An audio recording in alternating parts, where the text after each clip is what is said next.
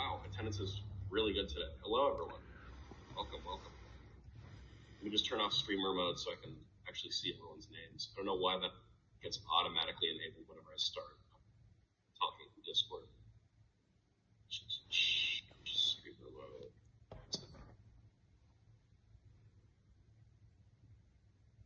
There we go.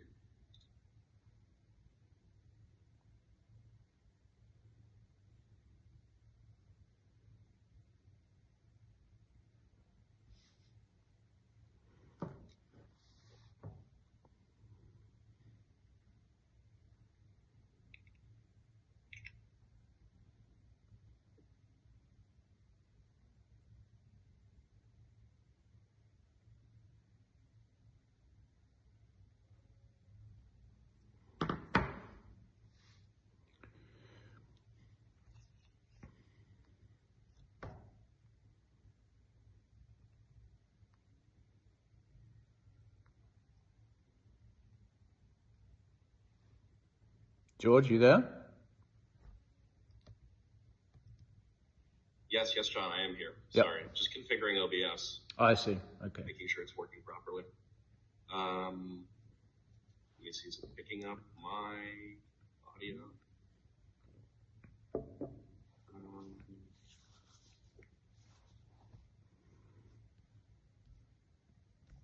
right, John, we'll give it a test really quick.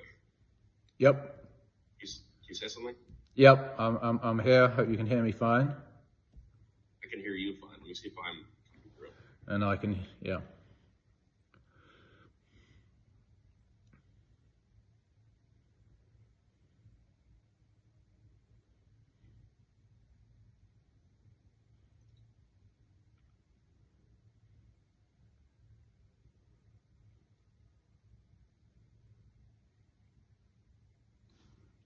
Very strange. My audio's not working. So. It's fine. I've got it at this end anyway. Don't worry.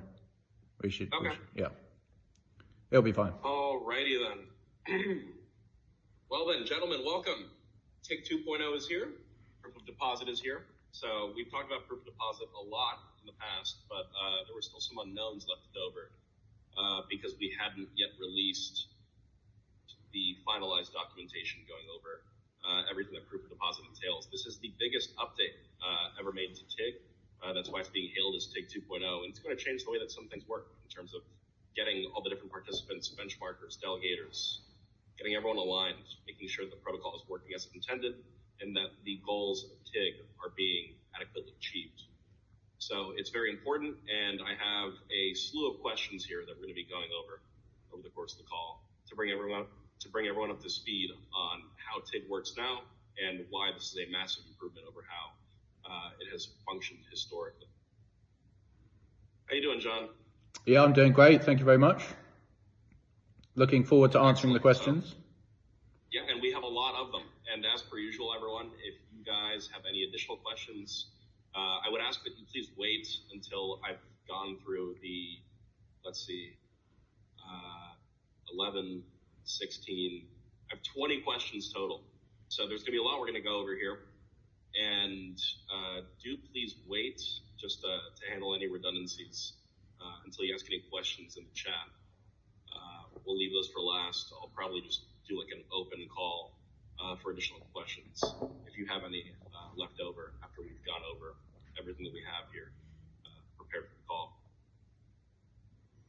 Alrighty, John. Well, I hope you're doing well. Yep. I hope that everyone else here, we've got some fantastic attendance today. And as per usual, if you guys stick around, we'll be doing the raffle as well.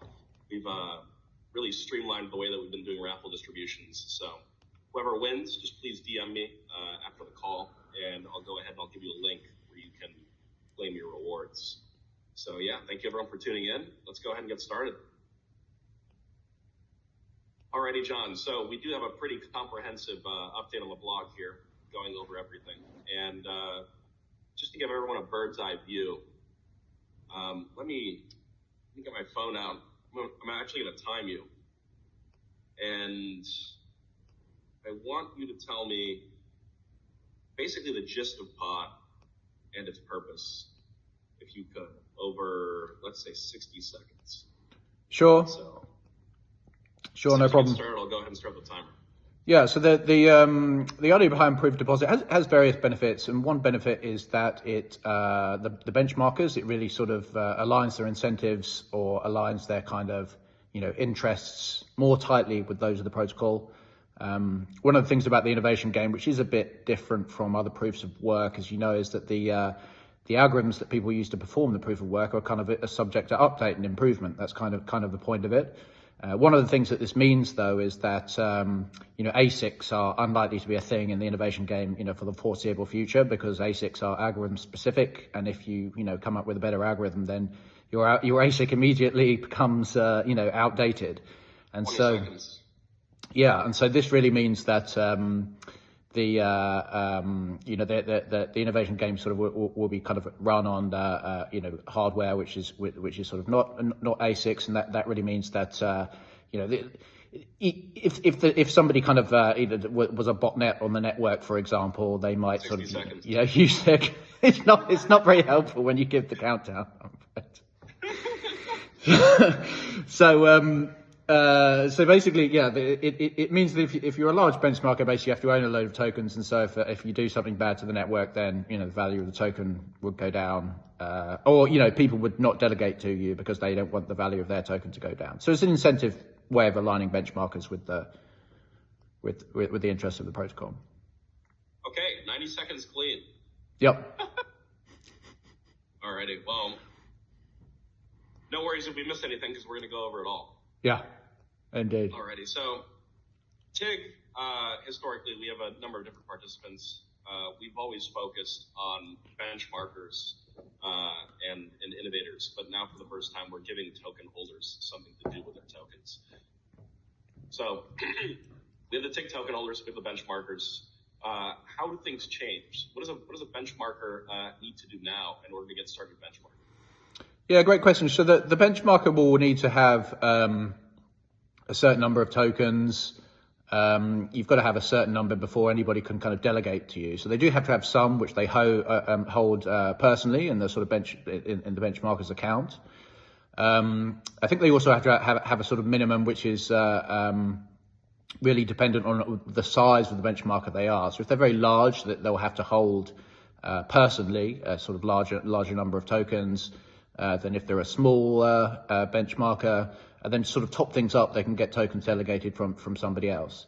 Now, I think one thing that's very important to point out in this is when you just sort of describe it quickly that way, you might think, oh, maybe there's going to be a load of benchmarkers and they'll just sort of have enough tokens, because perhaps they happen to be large token holders as well.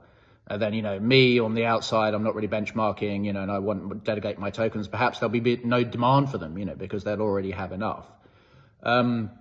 Interesting thing about it, the proof of deposit, the way it's designed, is that can't really happen because it's always better to have, it's typically better to have more tokens, even if you've got sort of, let's say you had 10% of the compute and you had 10% of all the tokens that are being used in proof of deposit. If you have sort of 11%, you might still get a bit of a extra benefit for it. So that's one reason why people would sort of accept delegated tokens.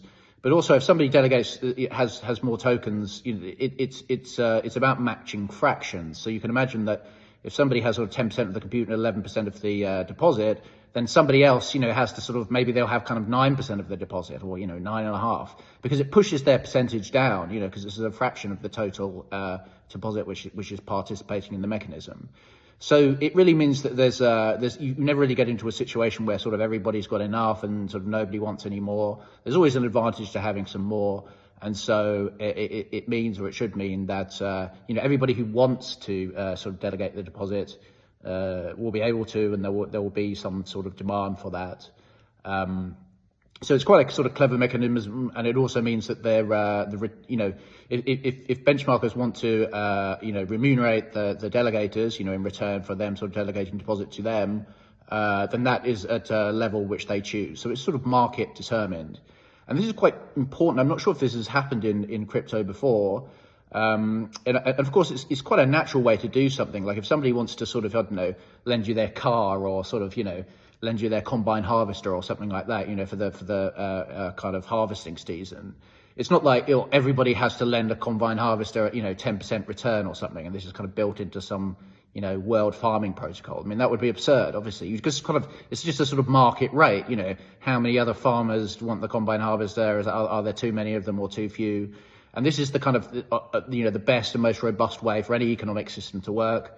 That the kind of market finds the price, and at least as far as I'm aware, I kind of look into systems that might be somewhat analogous in crypto so far, and they will say, okay, you get a 10% yield, you get a 50%. But where do these numbers come from? They're just completely arbitrary. They sort of pick them out of the air, and we all know what happens. It's like was it Terra Luna, or everybody gets a 10% yield or 20%. I can't remember what happened. The problem is the whole thing just collapses because there's no the market kind of naturally adjusts returns according to stability.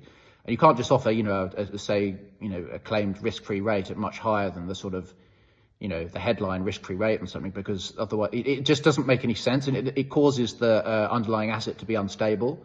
Because in order, if you offer a kind of guaranteed return which is higher than the risk-free rate, the only way for the system to reach equilibrium is for the underlying asset to be incredibly unstable, because you have to have a downside somewhere, right? You can't just get a risk-free rate which is higher than the kind of headline sort of Fed rate.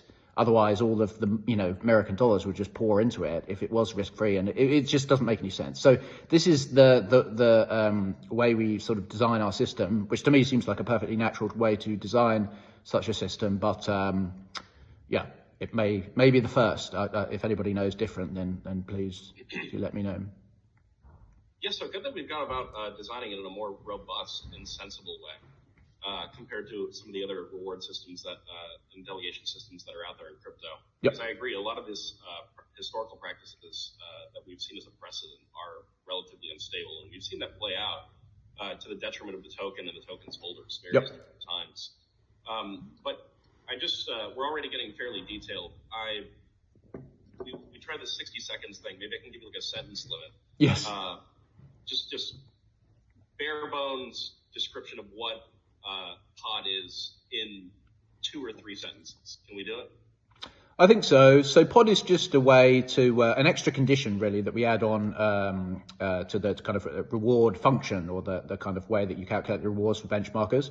So you probably all know you've got to have kind of roughly the same amount of proof of work or same number of solutions for these different proof of work factors kind of be in balance. So then there's something called an imbalance penalty, which means that if you're kind of way out of balance, you have a lot more of one proof of work than another.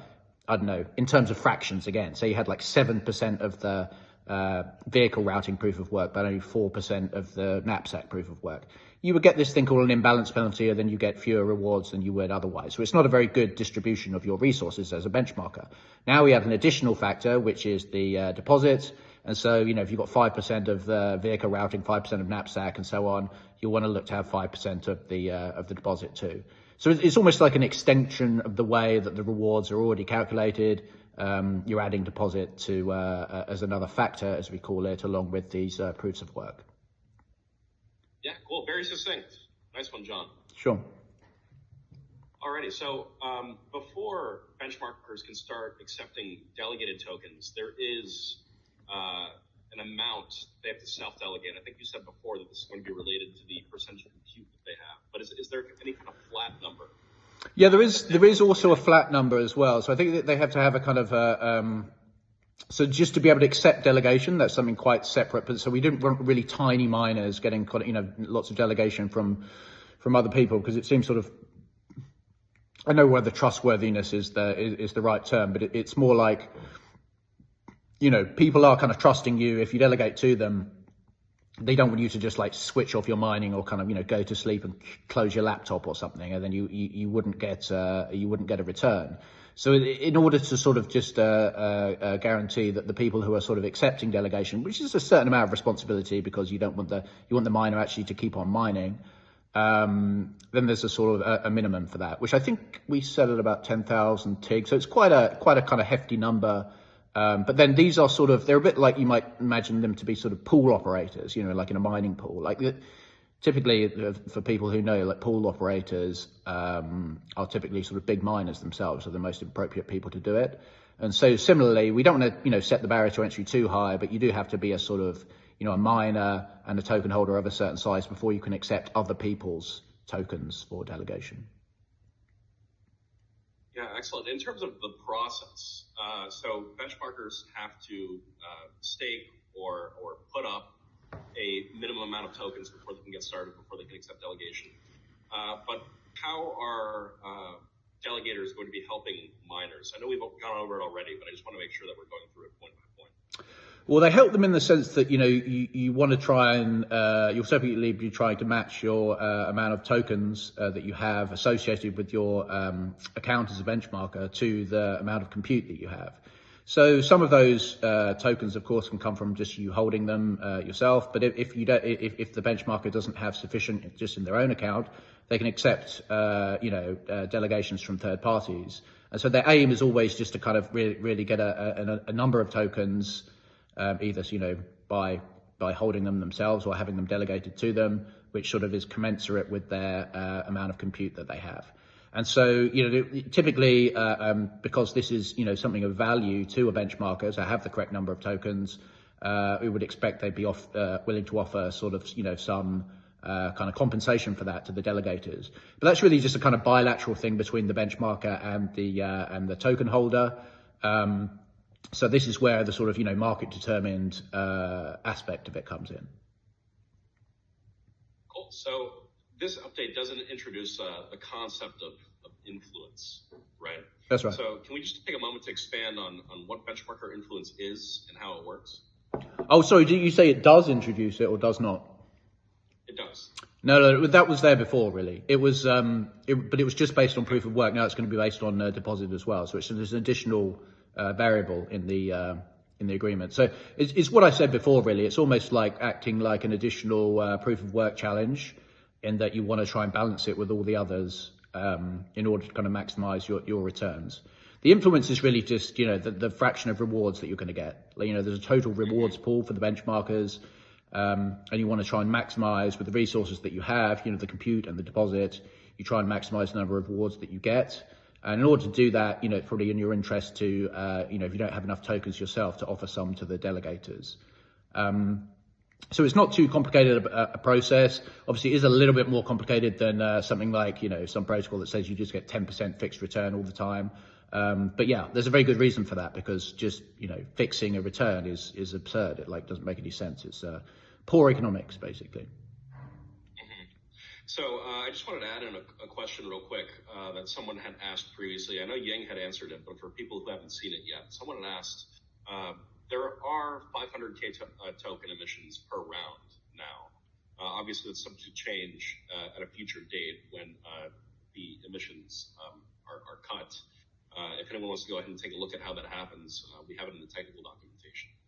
But is there, because rewards for people who don't meet the delegation requirements, they do get throttled. Is there any kind of way that the amount of tokens distributed per round can be under 500, or is it going to be static? Well, it's like anything, it could be different if it's changed, right? It's like, the total number of Bitcoin could be different from 21 million if it was changed, but there's no plan to change it. And I don't really see much motivation to do that. Yeah. So, I mean, in principle it could be, but we're not, there's no plan to do that. And I suppose the question should probably come with a suggestion of why you would want to do that. I'm a bit confused. Yeah. If there's a good reason why, I mean, that would be it, make it easier to answer the question. Mm-hmm. I'm not sure I conveyed it properly, but for anyone who wants to take a look at it, it is in general. You can scroll up. Yang answered it this morning. So an additional mechanism that's introduced with PoD is the concept of token locking. Is token locking something that everyone has to do? Is it going to apply to delegators just as much as it does benchmarkers? Or is it going to be benchmarker specific? That's a good question. No, it's everyone, including delegators. That's right. So you have to have the tokens locked in order to, use them as improve the deposit as a benchmarker and as a delegator. Great. And there's a weighting score associated with that as well, based on how long the tokens have been locked, as I understand it. So how does the weighting work? Yeah, so it's really how long the tokens will be locked into the future. So I believe that there's sort of the kind of maximum weighting you can get is like a sort of 26x if you lock it for 26 weeks, and that's really just because it's more of a commitment. So you're kind of aligned with a kind of long-term or relatively long-term interest of the protocol. If you're going to sort of lock up your tokens, then sort of do something bad as a benchmarker or a delegator indeed. You're more likely to have to take the consequences of that, because if the protocol is not operating correctly because the delegators are not doing their job or the benchmarkers are not, then you would expect the token value to go down. And one of the things, again, I think it's important to realize that the delegators are really important in this. They're not just sort of passive people. Again, you're just going to stake or something. You get these sort of stakers. They just send their token somewhere and they get a return. It's really important that you choose a benchmarker, who you believe is a kind of one who's acting in the interest of the protocol. Like if you delegate to one who is not, then of course, you have to sort of block your tokens, and you're going to have to take the consequences of, if that benchmarker is doing something that's not aligned with the interest of the protocol, maybe the sort of kind of token value might go down. So it means that the delegators themselves can really impose what's called market discipline on the benchmarkers by actively redelegating if they don't like what the benchmark is doing, or if they think they're not acting in the interest of the protocol. And it's quite important to emphasize that, although you might sort of lock your tokens as a delegator, you can still re-delegate. It doesn't, the locking simply means you can't sort of transfer them from one account to another. It doesn't mean that you can't, change your mind and delegate, to one benchmarker as opposed to another.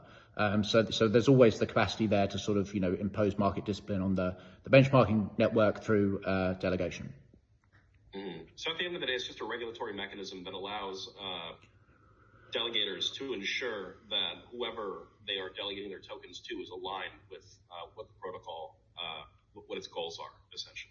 Absolutely, and it's a very sort of useful thing to have, because these people who are sort of acting kind of nefariously, not that the capacity for that is kind of rather small in the innovation game, but there are some things that people could do which would not sort of be conducive, say, to stability of the network. And in that case, if the delegators don't like it, then those people are going to find themselves short of deposit. Mm-hmm. And when you say they're acting nefariously or they're contributing inefficiencies, how is, let's say I'm a delegator, how am I going to be able to tell what benchmarker I should be delegating my tokens to, and who I should be maybe delegating my tokens away from? Well, it's a great question, actually. So it really depends on your level of sophistication. Some people can sort of look at the, kind of APIs and the sort of blocks and see that there's sort of some kind of stuff going on that there might not be. I mean, classic examples of proof of work are if somebody tried to do I don't think this is possible at the moment, but if somebody tried to do like a block withholding attack, kind of classic sort of selfish mining, or, a sort of double spend, it's sort of things which are kind of, they're quite, the miners can do sort of things which are sort of, bad and not in line with the interest of the network. But the beauty of crypto is that you can typically see it. And so some people might be sophisticated enough to sort of see it directly. Some people might post about it on Discord, and other people sort of follow up and verify their claims. So there's different ways that kind of information gets out. But basically, because it is so transparent, if kind of these sorts of things go on, they're pretty easy to see. Another thing, maybe some miner could be, I think we had this once, right? They somehow sent a sort of copy of somehow got a kind of carbon copy of an algorithm, and some benchmarkers started benchmarking on that. Presumably they just sort of ripped off someone else's algorithm and sort of, decided to mine it themselves to try and get some rewards or something. But I think all these things are kind of completely transparent if and when they happen. And so this is just another way of sort of exerting some kind of discipline on anybody who might, want to kind of mess with things. Right, and I expect we'll see some discussion about that as PoD and the new meta around it materializes. But real quick, I wanted to go back to the locking mechanism, just so I understand exactly how it works. Can you tell me what the way that having tokens delegated to you affects influence? Yeah. So again, it's it's a sort of similar concept. The best thing is to think about sort of analogous to the way things currently work with the proof of work factors. So if you have one which is much lower than all the others, say you're doing sort of 5% of the knapsack solutions are yours, but you've got 7% of the vehicle routing and 7% of the SAT and blah blah blah. You're going to have a higher imbalance penalty. So it just affects it exactly the same way. So it's if the more closely matched your fraction of deposit is to the fraction of compute you're doing for the other proofs of work, then the better off you'll be. Mm-hmm. And I just want to make sure that everyone understands exactly how the locking mechanism works. So the longer that someone locks up their tokens and the more tokens they lock up, it's going to affect the way that it contributes to benchmarker influence, and that denotes how high their rewards are going to be, right? So this is actually a very crucial mechanism if you want to be accruing the most value that you can. Yeah, that's right. So no, this is a very good point actually. So I oversimplified slightly. I just said it was kind of the amount of deposit, but of course there's a weighting added as well. So it's almost like you would have, if you locked some guy who locked up for sort of 13 weeks, I think would be almost as if, this isn't actually the case, but it would be for the purpose of the proof of deposit, but almost as if they had half the amount of deposit available because the sort of 26 weeks guy would get twice the weighting. And so this is just a way that people can make sort of deposit go further. If they want to make a longer commitment, essentially they can enjoy a sort of, a potentially sort of higher reward for the same amount of tokens. So they can choose what kind of commitment they want to make. One sort of slight quirk of this though is that, and this is very, again, important to emphasize because it's slightly different from, I think the way that a lot of systems do it, is that the lock is like a linear lock, or rather a linear unlock. So this just basically means if you had, say, 100 tokens and you wanted to lock them up for, I don't know, let's say 4 weeks, then that means that your 100 tokens would be sort of spendable again. They would be kind of unlocked in a linear way. So by, 1 week, you'd have sort of 25 of them unlocked. And then after the next week, you have another 25 until, after 4 weeks, you'd have all 100 unlocked. And so this seems kind of a bit odd to do it this way. Like what you say, well, why don't we just like lock them all for the 4 weeks, and then after 4 weeks? So one reason for this is that, and probably the best reason, is that if you get just what we call sort of step function unlocks, so they're all locked, and then at the end of the time period, everything unlocks together, is you get a sort of big, it's just a cliff edge unlock. And so, who knows, maybe people are going to be really keen and unlock let's say a lot of people lock up for the maximum, let's say 26 weeks, and then 26 weeks you get just a huge unlock and people be freaking out, and obviously, and they're saying, oh, do you know the big unlocks coming in 1 week and everything, it's just, people kind of go a bit crazy over it. And so this is sort of makes that, sort of just completely blurs out that whole thing because it's linear unlocked, throughout. And so there is no cliff edge, there is no sort of big event after 26 weeks because it's been gradually unlocked. And people can relock it again in another linear lock if they want. But the thing is, it just prevents this sort of hysteria which often happens around these kind of, cliff edge unlock events. Mm-hmm. Yeah, that does make sense, and I think it's a lot more sensible of an approach than just doing a flat cliff, as that could create some concerns around like huge unlocks happening during certain time periods. But what I'm hearing is, at the end of the day, it seems to me that the circulating supply of TIG tokens to go around is going to be like greatly reduced as a consequence of PoD taking effect and benchmarkers putting up their own amounts, delegators delegating theirs as well. It will be, yeah. So one of the side effects, of course, is that it may sort of in effect reduce the circulating supply. I'm not sure if this is going to count in like the stats or whatever, when coin market cap kind of look at it. But it's it may reduce the sort of number of liquid tokens. But the thing is, it certainly will do it a lot less than if it had been just like a cliff edge unlock sort of thing. Because even as a large number of tokens locked up, by the time you come to the end, most of them have already been unlocked. They start to unlock immediately, like after, even the kind of day after they're locked.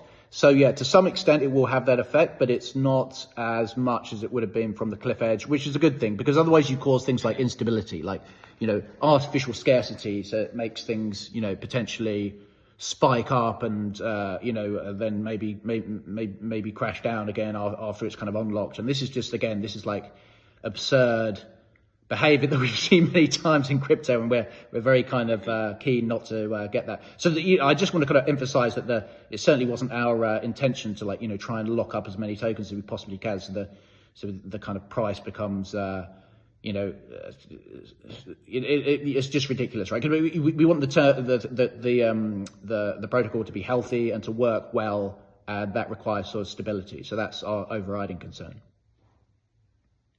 Yeah, I mean, I think definitely the thing to understand here is it's not a scheme. It's been very thoughtfully calculated, such that it brings the relevant effects to the ecosystem and ensures the security of the network without it being some kind of arbitrary mechanism. Well, yeah, absolutely. I mean, these things have to be sort of thought through, and and hopefully we have thought it through well enough. But people should kind of rest assured that it's not going to result in instability. Well, less likely to than most mechanisms. We've been testing how it works in the lead up to it being deployed in mainnet. So this is something that's going to catch people off guard. If you want to go ahead and test out how PoD works already, you can go and do it. That's right. Alrighty, so let's imagine I'm a delegator. I have my tokens. I've given them to a benchmarker. What does the actual process of me getting rewarded look like? I know you said it's going to be a market-determined rate, but I just want to rehash it for those that might not have been on previous community calls.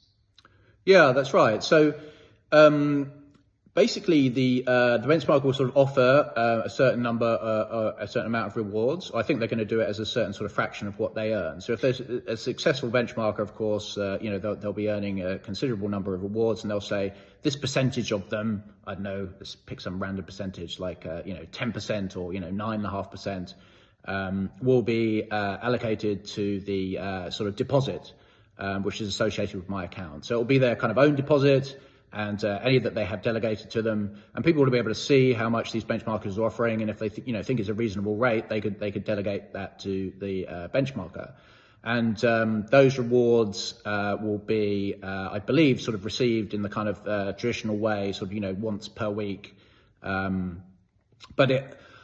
So, I mean, again, it's important to sort of emphasize that, although kind of delegators may lock up their tokens, again, they're not stuck with one benchmarker. So if a benchmarker starts sort of like reducing the rewards that they offer, for example, they can say, oh, that's, I don't think that's kind of sufficient, or, then they could go somewhere else if they wanted. They could delegate to a different benchmarker. So this is very important, of course, for sort of market discipline, because, you don't want to be stuck delegating to one guy in case he goes rogue. But it is also important for this sort of, healthy kind of market rate, so people can sort of choose which benchmarker they're going to sort of stick with, hopefully kind of most honest and reliable ones. And that's just a kind of good way of doing it. So they can kind of view, what the market is offering, and, kind of accept or reject any of these offers. Mm-hmm. Yeah, thank you, John. Very comprehensive. Noel had a question, but I think Longball is going ahead and answering it. Yes, he did. Okay, excellent. So now that we've gone over the technical details of how PoD is going to work, I do want to dive into some of the reasoning.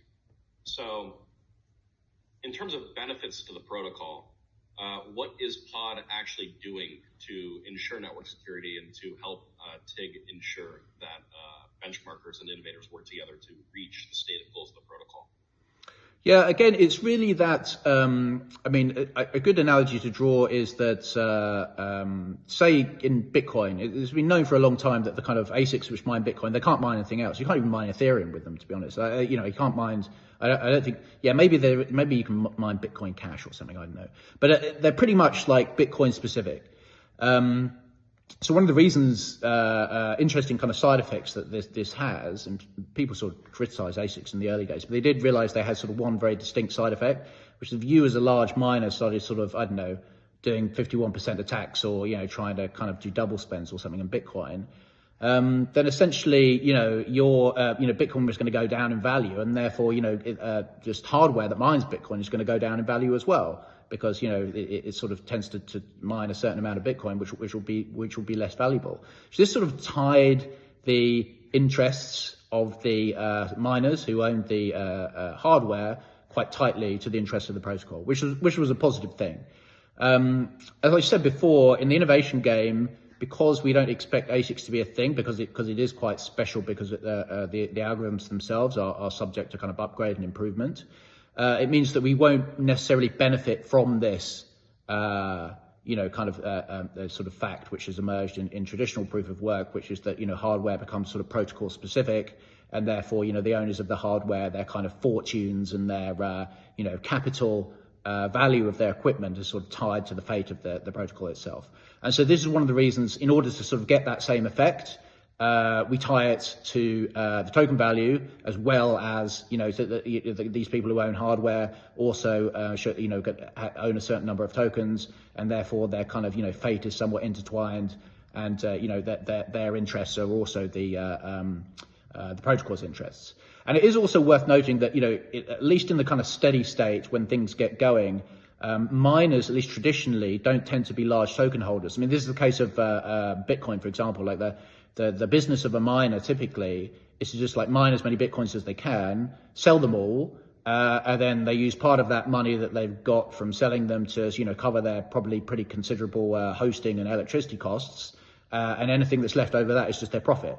So they're not Bitcoin investors. I mean, they could be, but that's just a completely separate business. And the sort of fate of any proof of work protocol, typically will go in that same direction. And so it means basically without something like proof of deposit, they wouldn't necessarily have sort of skin in the game. And so the proof of deposit mechanism is introduced in order to, mean that they are strongly incentivized to have skin in the game. I mean, they could mine with sort of very few tokens or very, negligible amounts in the deposit potentially. But, they just wouldn't be a very competitive miner then, because they'd have a big penalty, that comes out of their influence. So that's essentially the idea behind it, to make sure that, benchmarkers' activities and their kind of, financial fortunes, I guess, to a certain extent, are intertwined with those of the protocol, given that we do not have this sort of benefit of sort of ASICs, which are protocol specific. Yeah, I mean, at the end of the day, everything that we're doing here is just in the interest of aligning the interests of all the different participants with the goals of the protocol proper. So that's right. I do think this is going to be a welcome change. But in terms of the security of the network, what does this mean for TIG, the delegation efforts? You talked about market discipline, ensuring that benchmarkers are actually engaging in the kinds of activities that are good for the network instead of being, nefarious or exploitative. Yep. But are there any additional security benefits? I think that those are the main security benefits. Yeah, really just discipline on the benchmarkers. They're less likely to misbehave because they might send the token price down, and they'll also get people to delegate away from them, because they won't like what they're doing. And obviously these token holders who are delegating, some of them might have a lot of tokens, so they're really not going to be happy if benchmarkers doing some kind of ropey thing and it's looking bad for the network or destabilizing it. That would tend to, crypto is very sensitive to sentiment, and that people are understandably quite jumpy as well, because, sometimes things go quite badly wrong in crypto historically. That they hopefully will sort of act in the interests of their own investment, which means that, we get great kind of crowdsourced security from the delegation mechanism. Yeah, I mean, I guess the way that you could see it is obviously benchmarkers delegators are incentivized to delegate because they're going to get some kind of reward, but you're also imposing this kind of like civic duty on them, where they are in effect like policing all the different benchmarkers to ensure that they're acting in the best interest of everyone and not just selfishly, perhaps if they find like an exploit or something that allows them to accrue an inordinate amount of rewards, as Yep. we've seen people attempt to do in the past. There's kind of this additional mechanism now that ensures that they are behaving as intended and that it's actually contributing to the protocol rather than being selfish or exploitative. Well, that's right. And also, you've got to imagine, I mean, that these delegators potentially can earn some, quite significant reward from delegation. And so, it seems like it would be a bit of a pity not to get them to do some work in return, right? And a lot of these kind of protocols, it's sort of, you just kind of put some... Stake and forget. Yeah, stake and forget. So what's the point of that? You're just paying people to kind of, I don't know, kick back and, drink a, tequila sunrise or something on the beach. It's like, why not get them to do something useful and help the interests of the protocol? And this is very much what we aim for.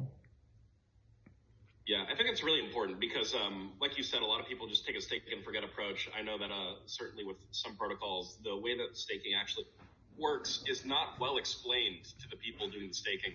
So they kind of just go, all right, well, I've got these tokens. I'd like some APY. I'm going to go ahead and put them up. I think I've chosen this validator because they're offering the largest APY, and that's the furthest they think about it. So there's no additional forethought.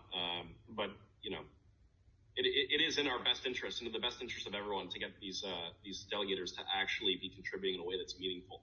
Yep. Yeah, absolutely. Alrighty, so just want to go over how things are going to change, what kinds of decisions people are going to have to make when PoD rolls out on mainnet. So could you walk us through what happens in the first weeks after PoD launches? Like, what kinds of strategic decisions are benchmarkers going to have to make?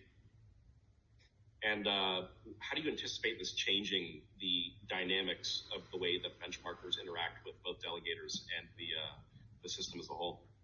So it's a good question. So it depends somewhat on what kind of size of, maybe some of the benchmarkers already hold significant numbers of tokens, in which case they would sort of be less in need of tokens to be delegated to them. So in their case, I guess it would be sort of, particularly simple. Most of the benchmarkers, will probably have a sort of mix. Maybe they'll have some tokens themselves, and then they'll want to have some delegated to them. And so they'll sort of offer a certain amount and see if that sort of motivates the token holders to, delegate to them. And of course, they would have to sort of lock up the tokens for a certain amount of time. It could be a very small amount of time, but then their waiting would be less, and maybe they'll choose to lock up for a longer amount of time. But as I keep repeating, that doesn't mean to say, they're bound to delegate to a particular benchmarker. They can change their mind anytime they like. I suppose there is one kind of, sort of interesting side effect that I haven't mentioned so far, is that, because of the, potential sort of flightiness of delegated stake, they can, I think, maybe it's the maximum of once per hour, but they can, redelegate to some other benchmarker if they choose. Some larger miners might think, there's a sort of chance that these, the delegated stake might be slightly less dependable. And therefore they might, prefer to have sort of, more deposit of their own in order to kind of, maybe sort of slightly reduce the risk of, these people kind of redelegating somewhere else at a short notice. But that also is fine. That's a kind of a positive side effect. If they want sort of extra certainty, I guess they either have to sort of offer more of a reward to sort of, reduce the chance that they are going to go elsewhere, or just sort of, decide to have a greater proportion of their deposit sort of held by themselves rather than delegated to them. So these are the kind of dynamics. But from the point of view of the token holder, you're just going to see a load of benchmarkers kind of offering various sort of rates. And then you can just choose which one to go with, and change your mind later if if somebody either offers a better rate, or if you don't like the person that you're delegating to. So it's quite simple in that sense. It's almost like you've got a commodity to sell. You could think about it that way, which is your sort of delegated stake, and just have a load of people saying, hey, I want to buy it off you for a certain amount of a deal. So it's not it's not going to be sort of rocket science in that sense. I guess the only bit about it which is kind of, slightly kind of more tricky to get your head around, is that you have to sort of lock it. Otherwise, you're not sort of, going to delegate it. And the longer you lock it for, the more sort of weighting it will have. So yeah, that bit is a little bit, I guess it's different potentially from the way that other protocols work. But as I said, it's all for sort of, it's all for a very good reason. Yeah, and I'm wondering, are we going to see this kind of like a emergent property of the new way of doing things, where we have benchmarkers that kind of position themselves as like having a brand name within the community and accruing brand equity over time, showing everyone, hey, I'm someone who is very dedicated to the health of TIG and its goals, and you can see that reflected in my on-chain activity, you can see that reflected in my benchmarking activity. You should delegate to me. Like, are we going to have this? We talked about it being a sort of markets, but do you see that as being like an emergent element of the community going forward? I think so. I imagine so. I mean, benchmarkers will be wise to sort of, leverage any kind of advantage that they believe that they have. And if they have a good sort of history being, kind of solid people for the TIG protocol and doing their job well, then I presume they would try and advertise that fact and gain some kind of, goodwill, which, perhaps they could kind of monetize to a certain extent, that they're particularly dependable. One of the things that you've really got to realize that TIG is really more kind of elaborate. It's more sort of rich and interesting than a lot of protocols, with staking and stuff. I mean, I don't know. I guess there are some bad things that stakers can do. Sometimes they do this thing called like miner extractable value, or the kind of miners on Ethereum, where they're basically kind of front running people, and so maybe they earn a bit more reward for that.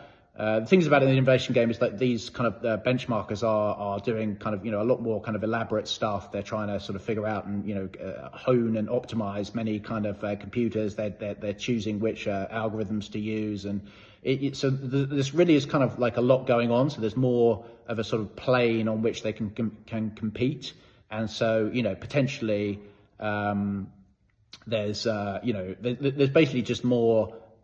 There's more to it, and for the kind of active sort of delegator, there's more to sort of look into. So there's more kind of maybe nuances of their history and things that they haven't done. So it should be pretty interesting. Basically, it's just a more interesting and kind of complex landscape than it is for most protocols. Yeah, I suppose it's a difficult thing to predict, and it's going to be interesting to see how these benchmarkers sort of position themselves early on, because I suspect that anyone who begins building brand equity and a reputation early on is going to have kind of first mover advantage when it comes to positioning themselves as someone that people should be delegating to. So there's definitely an incentive there for people to hit the ground running and sort of kind of, I would think, get very public with what they're doing, such that people, delegating to them looks attractive beyond just whatever kind of APY they're offering. Absolutely, and this is all very positive stuff, because if they find that the brand that they've built up is of value, which no doubt eventually it will be, it's one of those things like reputations take sort of years to build, and can be destroyed in seconds, sort of thing. So again, they're kind of they're accumulating even more sort of reason to kind of communicate well with their anybody sort of delegating to them, or maybe even their mining pool operators and their pool members. You really don't want to sort of spoil it when you've kind of built up a valuable reputation, and that is definitely for the good of TIG as well. Yeah, excellent. So we've talked about how the dynamic between benchmarkers and delegators is going to be manifesting, as well as the decisions that individual benchmarkers are going to make. But I'm curious as to how, because the dynamics of the game are changing, what the interaction between benchmarkers themselves is going to look like, because there is an added level of competition. So would one benchmarker's deposit fraction, is that going to impact other benchmarkers they're competing against when it comes to influence? It is, because if you have, say, or at least it can do. So if you had, say, kind of an excess of deposit, so as I keep on giving this example before, say you had sort of 5% of the compute, which was sort of spread pretty evenly over all the challenges, proof of work challenges, and then you had sort of 6 or 7% of the deposit. That was means, if you have kind of 6 or 7%, that means that somebody else, that sort of 2% has to come from the other benchmarkers. So then they must have, at least on average, a deficit of deposit, a little bit less than they would ideally want to. So this is kind of interesting. You would think that maybe they're going to mess with each other, but it's not really in their interest to do so, because if you have more deposit really than you need, it means that your sort of return per token is less than it would be, for somebody with the correct amount of deposit. So you would really be sort of more incentivized, rather than to retain this excess of deposit, really just to delegate it to another benchmarker, essentially, and then you would get a higher return on it. So it's kind of, it is an interesting dynamic. It is, literally a dynamic thing, which will be sort of changing. One thing to kind of, double emphasize, and we are going to emphasize this a lot, is, again, that you don't just sort of lock up and say, oh, I'm going to get, 8% APY or something for the, for the 4 weeks that I've locked up for. This isn't set in stone. You can lock up, you can choose to delegate, but that return could fluctuate, right? And so you could redelegate to some other benchmarkers offering a higher return, but ultimately, you're not guaranteed any particular level of return. And this is something that is, I believe, is quite different from other protocols that are out there. So people should think very carefully about how long they're willing to lock up for, because this sort of return, it might be high, maybe it will go down. It's just a market rate. You can't control it and you can't predict it. But as I said before, this is a good thing. Predictability, saying, I will definitely give you 15% or something of your return, for the next 6 months or something. This is absolutely catastrophic. Like, people think this is good because they're getting dependability, but what it happens in practice is it makes the protocol brittle. So it means that you do get this 15%, and then the whole thing just explodes. So it doesn't bend before, you need this kind of malleability. And that's something which, fixed returns do not give. Because, when the market sort of sentiment or conditions change, you need to be able to sort of adjust returns accordingly. So, there's less certainty of your, maybe of your return, but hopefully there is more certainty that the whole thing's not going to collapse. I mean, this is a kind of carefully designed, right? Like, so this is what you want. Like, otherwise it's sort of like fake certainty. It's sort of like, kind of, it's not really reassurance. Like, you think you're going to get 15%, but then one day you just get nothing, and you lose all your principal as well. So this is sort of, something that we're very much against, of course. And I think I know I keep on repeating this fact, but I suppose I just want to double emphasize that the fact that the return is variable, market determined, and cannot necessarily predicted in advance is very much a positive. And of course, if you, for some reason, become disenthused with the way that a benchmarker is handling things or what kind of rewards you're getting, even though there is a locking period, we have emphasized that you can redelegate to someone that you might prefer. That's right. I had someone DM me about this just now. So obviously, we're not going to be, as a consequence of how it works, offering any kind of like de facto APY that you're guaranteed. But is the way that benchmarkers are going to go ahead with rewarding people, is that just going to be like a percentage of the rewards that they accrue as a consequence of benchmarking? That's right, exactly. Ceded to delegators. Okay. Precisely, Excellent. yeah. So it's just going to be market determined, and you'll be able to tell what you're getting in the short term, but in the long term, it'll fluctuate. So we'll maybe see people like reassessing every round, and then watching those delegations get switched around as people, sort of trying to forecast what their rewards are going to be, how benchmarkers are going to behave. That's right. That's right. It's certainly going to be interesting. Regarding the rewards, there are a lot of different parties that are going to be participating in delegation. Obviously, we have individuals, we have people who are participating in mining pools, smaller participants, but do you think that TIG delegation could potentially be an attractive yield opportunity for institutional players, and that there might be some discourse around that? I guess so. I mean, people do look for kind of yields on tokens. I mean, of course, it's a bit hard to comment because it's not really designed for that. But I see no reason why not. But they have to kind of work for it, right? Like, the idea is you have to figure out who to delegate to and why.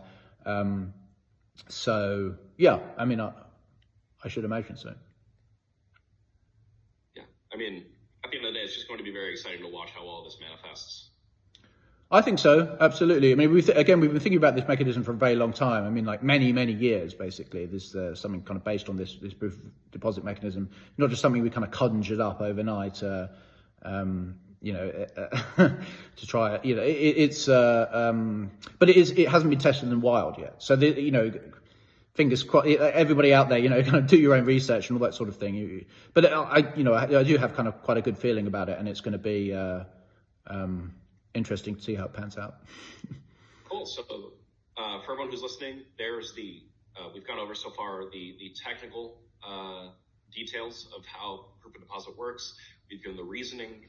Now I want to move on to just the broad vision, the long-term vision of how this is going to impact things. So John, it might be useful for you to rehash for people who are just joining us for the first time now. What are the long-term goals of TIG? In my mind, it's producing state-of-the-art algorithms in a much more decentralized fashion, in a way that hasn't been done before. It's much more optimal toward that end. But I also want to hear about how PoD influences those long-term goals. Go ahead. Yeah, it's a very good question. As I said before, it adds security to the whole system, and we want the system to be secure. We want people to kind of impose market discipline on the various kind of important stakeholders and sort of players, in the game. Benchmarkers are a very good example. There is a sort of higher kind of more sort of interesting. I mean, so this is a little bit of an aside, but there's an interesting kind of sort of parallel with the way that kind of yields are used to sort of stabilize economies and kind of moderate things in real life. You probably know that kind of most important parameter in the world economy is basically the sort of risk-free rate, the kind of headline interest rate really set by the Federal Reserve in America, because the US dollar is a sort of world reserve currency. And yet it's pretty much the only parameter which is not market determined. I mean, you just have a sort of committee of people that sit around and, nobody quite knows how they decide it. Maybe they look at some graphs or something and then they just decide to sort of raise it up or down at certain numbers at a time. And there's actually kind of quite an interesting reason why the kind of base rate, really kind of the rate that you get on sort of demand deposits at the central bank, has not been able to be set by the market. And, I guess, not to go into it too deeply, but I do believe that a sort of market-determined risk-free interest rate is something which is possible. And there's just the question of, how should it be determined, on what things should it be coupled to? And I kind of, I must say, I sort of strongly suspect that it will be coupled to, the cost of effective compute, in the future. So sort of historically, at least for the last sort of 50 years or so, it's been mainly coupled to the demand for American dollars, often to settle oil contracts from the OPEC countries. This was the so-called petrodollar. And the reason is, to kind of cut a long story short, because, historically the demand for energy is very tightly coupled to the rate of world economic growth. And so if, the world economy starts to grow more quickly, you get higher demand for dollars, and that tends to sort of strengthen the dollar and sort of, snuff out the potential for inflation to kind of get going. And once inflation gets going, it's quite hard to damp it down again. And so this was a very important sort of coupling. And yeah, I probably won't get into it too much, but I have kind of written a bit about, sort of future transition. It won't so much be about energy use. It'll be more about kind of the cost of effective compute going forward, which is associated with energy use, because if you have much cheaper energy, you can get cheaper compute often, but you can also get cheaper compute by having more efficient algorithms. And this is really where the innovation game comes in. So there is a sort of, very intriguing link with, kind of really the most sort of important parameter in the whole of, macroeconomics, which is the headline risk-free rate. But yeah, that's probably something for a community call on another day. Yeah, definitely, John. I'm sorry. I think I should have split up that question a lot more. Yeah. Just broad overview, big picture vision. What is the point of the innovation game? Oh, what's the point of the innovation game? Oh, it's really to accelerate algorithmic innovation, but crucially to keep that innovation open. Because otherwise, if it doesn't become open, it's such a sort of destabilizing factor, because algorithms can be so powerful. If one kind of company or entity has a more efficient algorithm, like just nobody else can compete, even if they buy, more hardware and so on and so forth. So yeah, accelerate algorithmic innovation, which really accelerates science, accelerates AI, all technology, because algorithms are so fundamental, and keep that innovation open, so that, things remain competitive and innovation remains, kind of healthy and goes at a pace. Problem is monopolies, you get sort of ahead and you think, oh, it's great, they've got a good innovation, and then they just stop innovating because they have an unassailable lead. So in order to keep things going, in fact, in the long term, openness in algorithms is very important. So yeah. Right, and I've put a lot of thought into how I explain this as well, because I have found myself doing a lot of it in present day.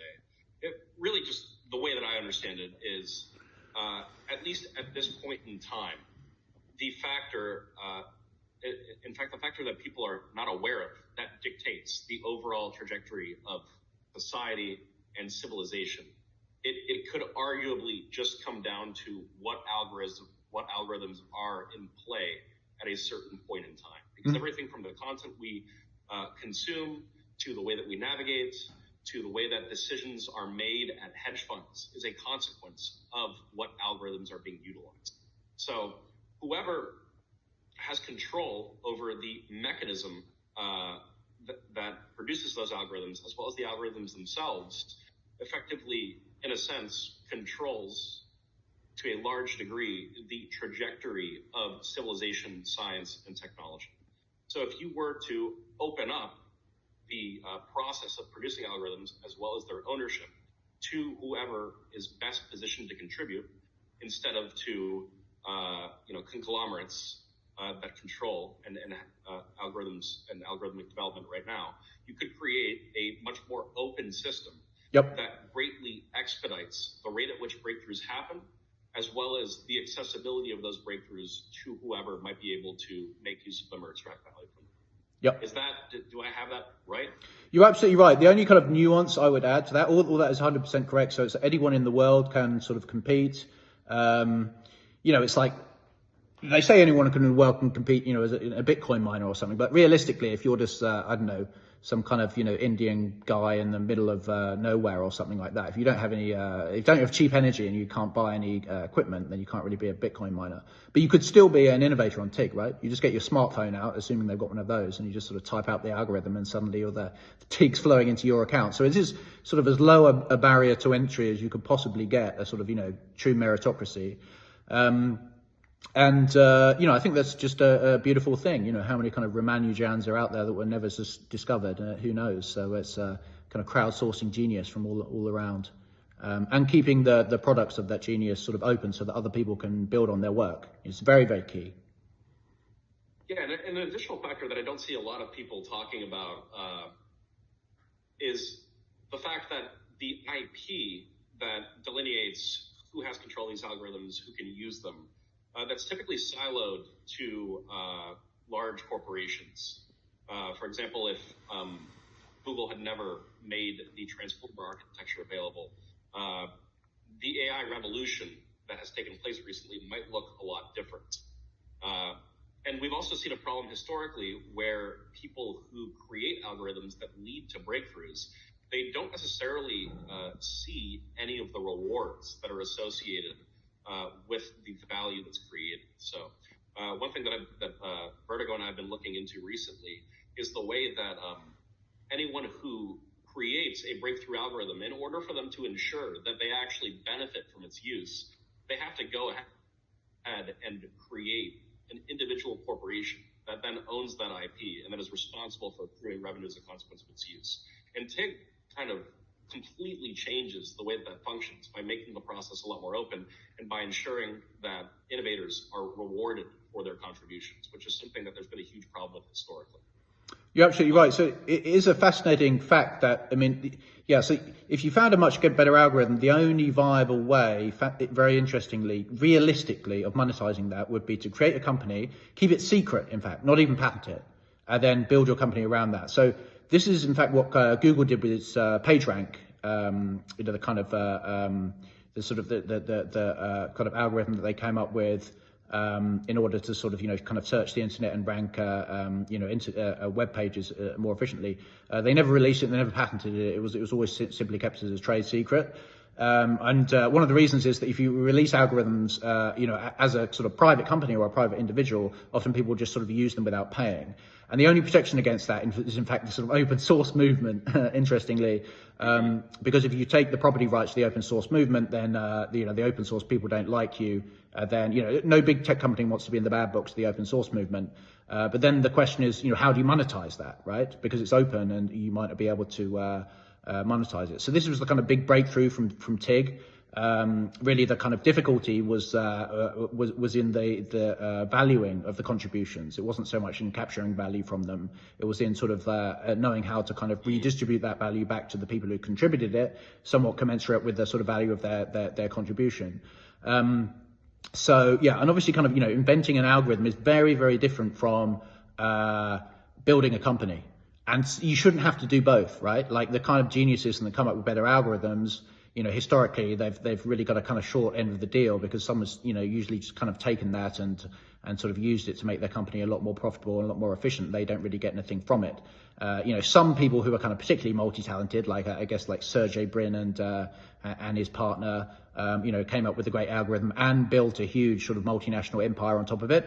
That's a very, very rare combination of talents, and it's very, very difficult to do. So we kind of open up, sort of decouple those things in a sense, and allow people to sort of monetize their kind of genius and do what they are really good at. Yeah, and assuming I want to go about it that way, it kind of massively detracts from the positive impact that the algorithm could have, at least in a timely manner. Absolutely, because it's not open and you can't build on it. Yep, it can be a great idea, but things again, nobody ever got to build on top of PageRank, except for a few people who had a kind of side of it in Google. If you put these things out to the world and people can build on top of them, then everybody has sight of the cutting edge at all times. So making things closed is a bit like, it's a bit like the Dark Ages kind of thing, like when scientists didn't used to share their work. It's very, very suboptimal. Yeah, I'm thinking like there are so many different algorithms that could have a massively positive impact on society, but it's going to if I'm disincentivized from sharing it, I have to go ahead and spend years building a company around my algorithm, marketing it in order for it to have the impact that I would like to eventually see, just because I would like to ensure that I get some rewards from it eventually. It makes everything so much slower. That's right. If that's the way that let's say it wasn't Google that discovered the transformer architecture, it was someone else.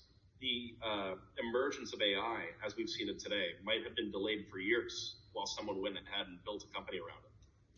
That's right. Interesting Absolutely. to think about, but I do want to come back to the theme of the call, just because we are getting sidetracked a little bit. Sure. And I'm aware that's blowing up the duration of the recording. People are going to have to listen to.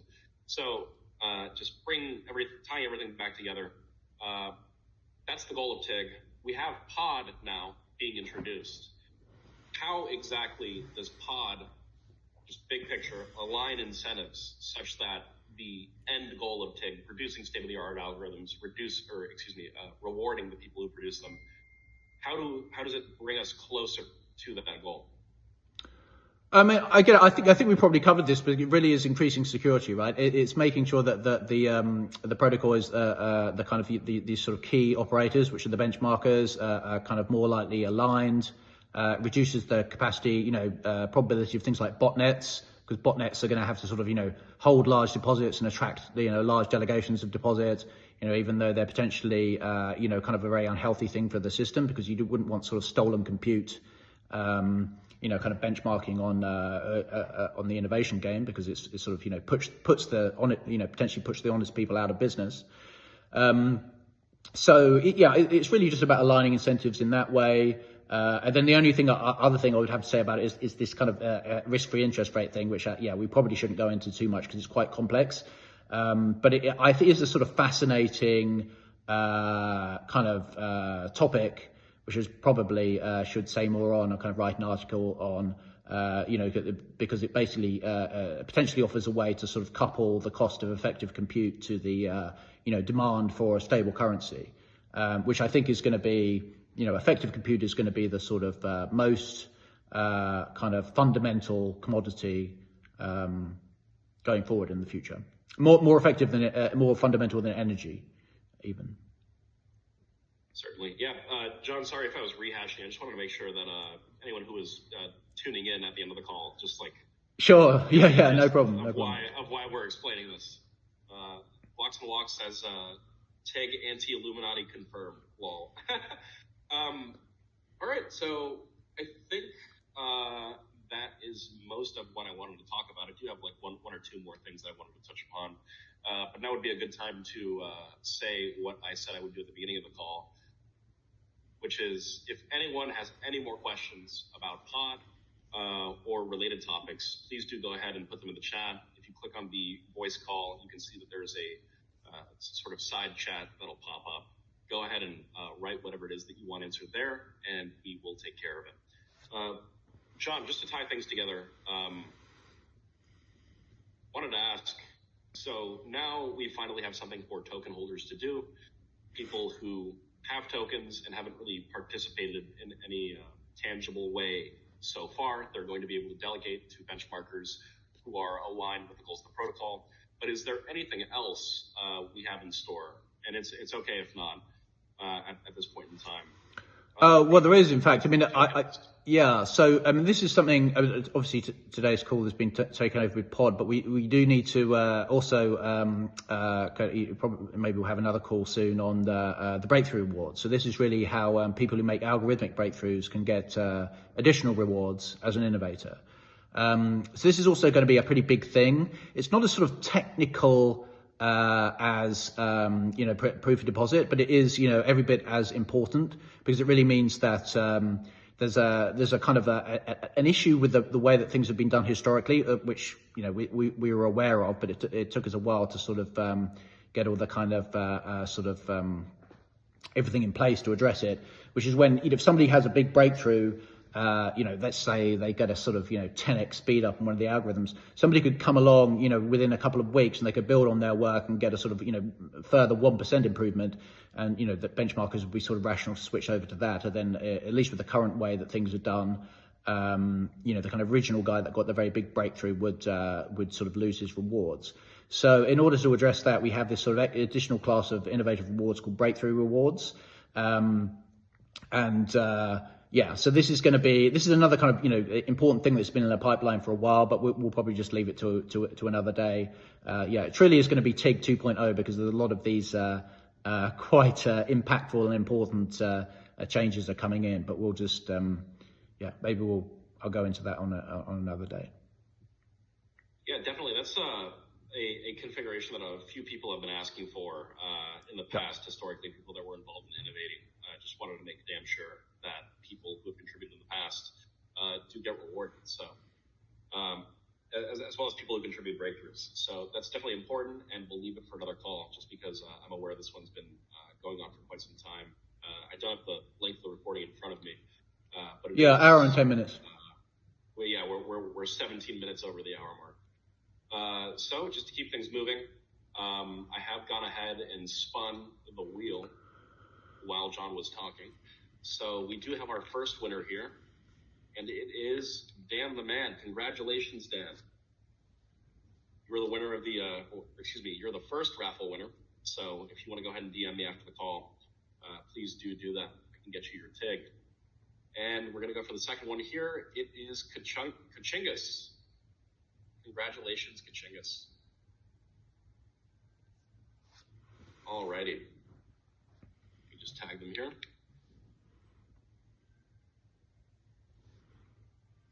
As per usual, we have our two raffle winners here, Dan the Man and Kachingus. Congratulations, guys. Please DM me after the call, and we'll get you sorted. Alrighty, gentlemen. Well, thank you everyone for tuning in. If there is nothing else that anyone wants to ask, I'm going to go ahead and call it here. We have quite a long recording for me to go through, but we'll go ahead and get that uploaded, and I'll tag everyone when that happens. So thank you very much, and we'll see you next time. We're doing these weekly now until we decide not to. Excellent. Good to see you all. Thanks for coming. See you next time. Bye-bye. Bye.